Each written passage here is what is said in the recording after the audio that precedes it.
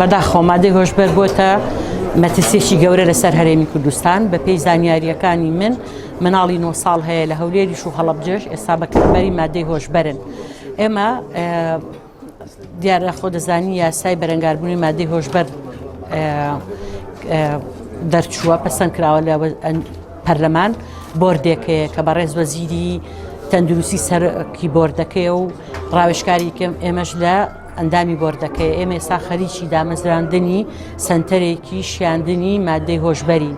لەگەڵ ئەوەشا ئێمە لە پارێزگاکان و سەرجەم قەزا گەورەکان سەنتەری چالاکی و چالاکی مناڵانمان هەیە. لەم سەنتەرانە مناڵەکانمان فێری مۆسیقا، وێنەکێشان، مەلا، چالاکی جۆرا و جۆرە بن. بەداخەوە پێش ئەم کابینەیە کە ئێمە هاتوین لە سانەوەی ئەم سەنتەرانە داخرابوون، ئێستا بە هەوڵێکی زۆر بە هاوکاری یونیسێف توانیمانە هەموو ئەم سەنتەرانە چالاکی تیا بەردەوام بێت. من پێرێ لە ڕانیە بووم، سەنتەری چالاکی و پاراستنی مناڵی ڕانیە.